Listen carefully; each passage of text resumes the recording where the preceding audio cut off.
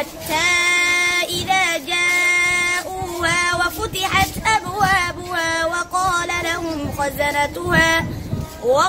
لهم خزنتها سلام عليكم طبتم فادخلوها خالدين وقالوا الحمد لله الذي صدقنا وعده وأورثنا الأرض نتبوأ من الجنة حيث نشاء فنعم أجر العاملين.